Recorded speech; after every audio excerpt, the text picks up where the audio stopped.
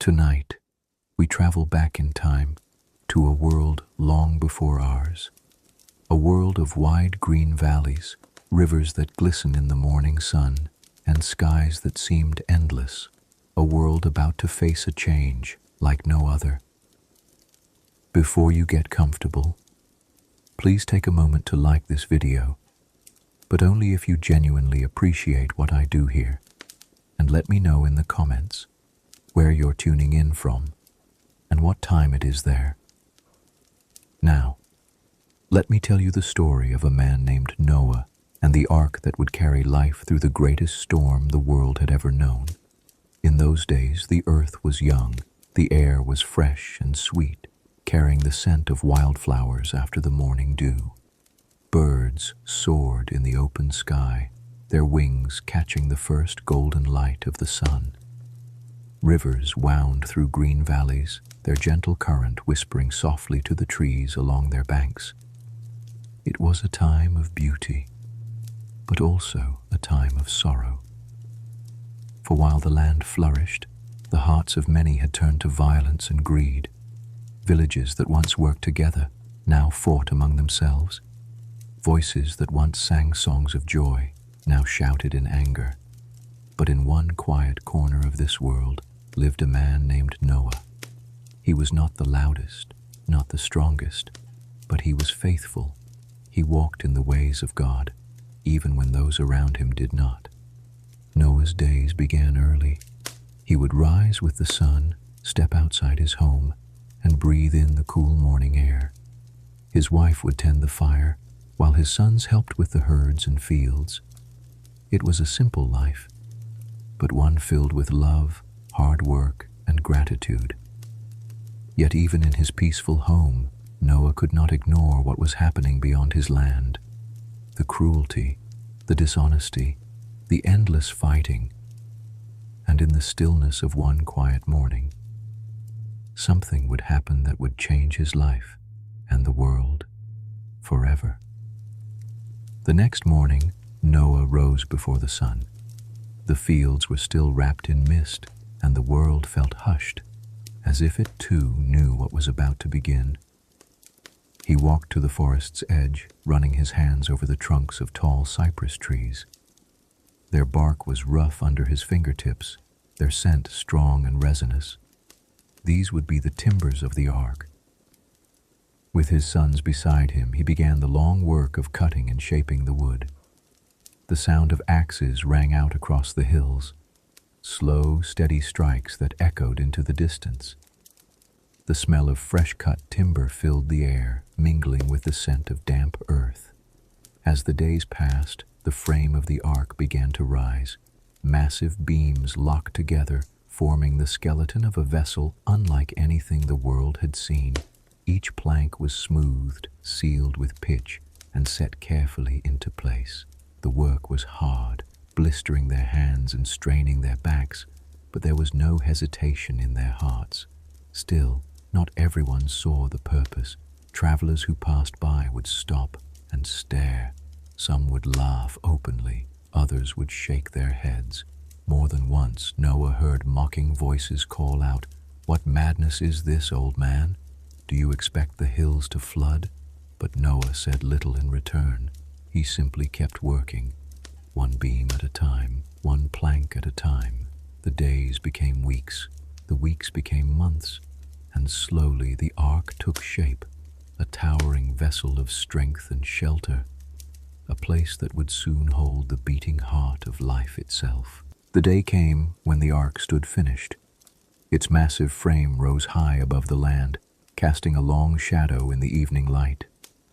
The wood glowed golden in the sun, sealed and strong, ready for what was to come. And then the first signs appeared. From the distant hills, a pair of deer stepped into view, their heads low, their steps unhurried, as if drawn by an unseen hand. Behind them, 2 doves glided down from the sky, their wings whispering against the air as they landed on the ark's roof. Noah and his family watched in silence. They did not need to call the animals. They came on their own. From the forests came the rustle of leaves, and two great bears emerged, walking side by side. From the plains came the pounding of hooves as wild horses approached in perfect pairs. Birds of every color filled the air, their wings catching the light like living jewels. Elephants with heavy, slow steps, lions padding softly across the grass, foxes, wolves, leopards, rabbits, even the smallest of mice. Each came calmly, without fear, their eyes fixed on the great wooden vessel. Noah's wife carried baskets of grain and fruit, placing them before the creatures. His sons guided the larger animals into their stalls, the sound of hooves and paws echoing on the wooden floor. In the shadows of the ark's great doorway, the animals settled, their breathing slow, their movements calm, as if they knew this was safety. The sight was unlike anything the world had ever seen. Every kind of creature, together, in peace, awaiting the journey that would carry them into a new world. The ark was full now, every stall prepared, every trough filled with food, every jug brimming with water. The air inside was warm with the mingled scents of hay, fresh wood, and the quiet breath of countless animals. Outside, the sky had begun to change. The bright blue of morning had dulled to a heavy gray, and a strange stillness settled over the land. The wind that once danced through the fields now moved slower, carrying with it the smell of rain. Noah stepped outside and looked toward the village in the distance. He could see people gathered, staring at the great wooden vessel. Some stood with arms crossed, shaking their heads. Others laughed, pointing toward the sky as if to say, "See, nothing has happened." But Noah knew. The time was close. He called out to them, his voice steady but full of urgency. "Turn back to God. Come into the ark while there is still time. This is your chance to live." For a moment, the crowd fell quiet. But then the murmurs returned, the laughter resumed, and slowly they began to walk away. Noah lowered his eyes. He had done what he could. He returned to the ark, where his family was waiting. The animals were calm, as if they understood the importance of this moment. Then, as the first raindrop touched the earth, the great door of the ark began to close, not by Noah's hand, but by the power of God himself. It shut with a deep, final sound, sealing them inside. The air inside the ark was quiet. Only the soft rustle of straw, the occasional snort of a horse, or the low rumble of an elephant broke the stillness. Then there was a sound, a faint tapping on the roof. At first it was light, almost gentle, a few scattered drops of rain sliding down the wooden beams. Noah glanced toward the single window high above. Through it, he could see the sky, now heavy and dark, its gray deepening with each passing moment. Another drop fell, then another, and soon the tapping became a steady drumming. The smell of rain filled the air, rich and earthy. Outside, the first puddles began to form in the dirt. Tiny rivulets trickled down toward the lower ground, glistening in the dim light. By midday, the rain had strengthened. It splashed hard against the ark's sides, rattled on the roof, and hissed against the ground. The sound wrapped around them, constant and unbroken, a curtain of water between the ark and the rest of the world. Through the small window, Noah could see people still outside. Some had climbed onto rooftops for shelter. Others stared up at the sky in disbelief. And still, the rain came. It no longer smelled of fresh earth.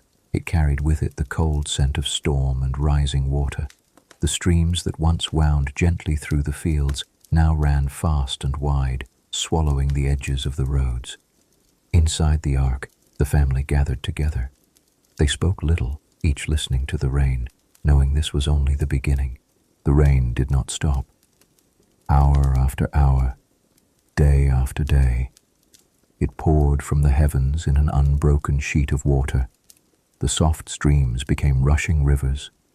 The rivers swelled until they overflowed their banks, flooding fields and swallowing fences. Hillsides darkened with the weight of the storm. From the small window, Noah watched as the world outside changed. Houses disappeared beneath the rising water.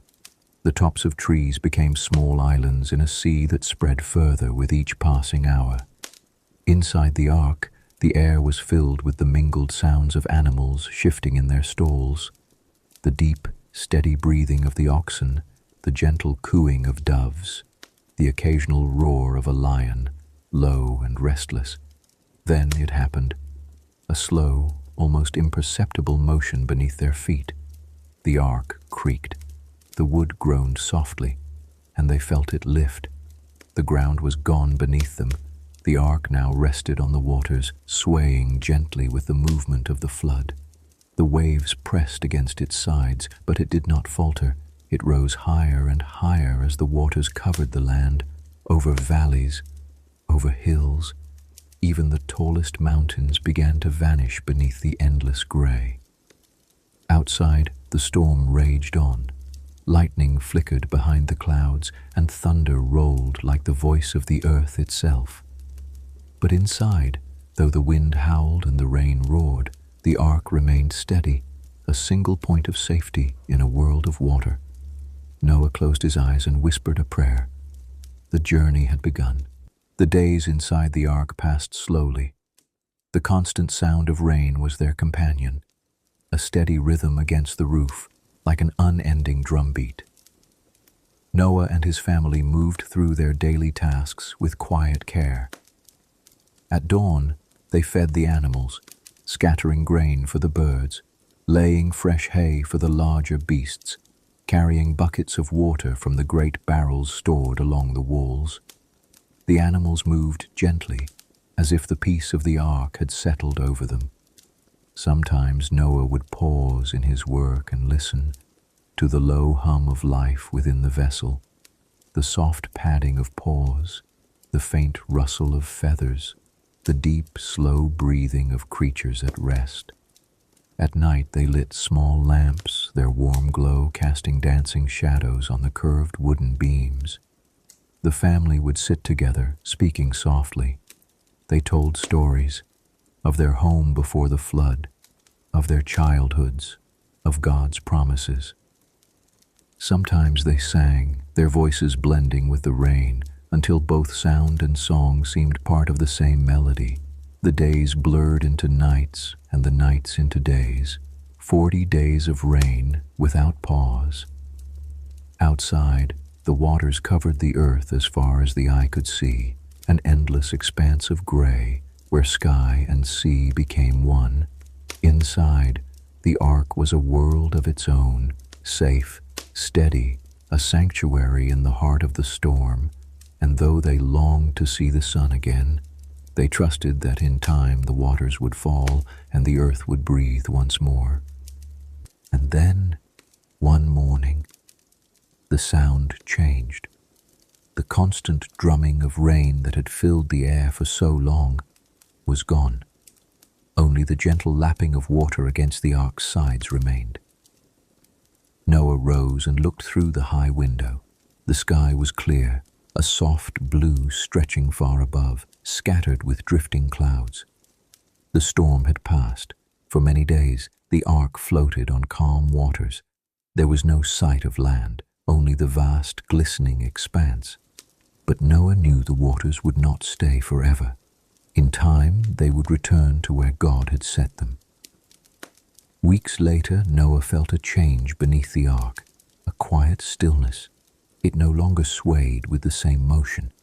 The ark had come to rest upon the mountains of Ararat. The waters continued to sink lower each day, revealing the dark shapes of distant hills. Birds in the ark stirred restlessly, sensing the change in the air. Noah decided to send out a raven. He opened the small window, and the black bird leapt into the sky, circling high before disappearing into the horizon. It flew back and forth, but found no resting place. 7 days later, Noah opened the window again and sent out a dove. It returned before evening, its wings beating softly, finding nowhere to land. Another 7 days passed. This time, when the dove returned, it carried in its beak a fresh olive leaf, green and full of life. Noah's heart swelled. It was the first sign that the earth was ready to live again. 7 more days passed. When Noah opened the window once more and released the dove, it did not return. The waters had gone, and the land was ready. Noah waited patiently until God spoke again. "Come out of the ark, you and your family, and all the creatures with you, so that they may fill the earth once more." Slowly, the great door of the ark was opened. A rush of fresh air swept inside, carrying with it the scent of earth and grass and blooming life. The animals stirred eagerly, birds calling, hooves shifting, wings beating. One by one they stepped into the sunlight. The lions stretched, the deer leapt, the birds soared into the blue sky. The earth was alive again, green and new beneath their feet. Noah and his family stepped out last. They stood in the warmth of the sun, feeling the solid ground beneath them after so many days at sea. The mountains rose around them, and the valleys lay waiting for life to return. And then it appeared. A great bow of colors stretched across the sky, bright and shimmering against the clouds. A rainbow. God's voice came once more. "This is the sign of the covenant I make between me and all life on earth. Never again will the waters become a flood to destroy all living things." Noah gazed at the rainbow, its colors glowing in the misty air. It was a promise, a new beginning. And as the sun dipped low behind the mountains, the family gathered together in peace, grateful for the safety of the ark, for the gift of life preserved, and for the promise of God written across the sky.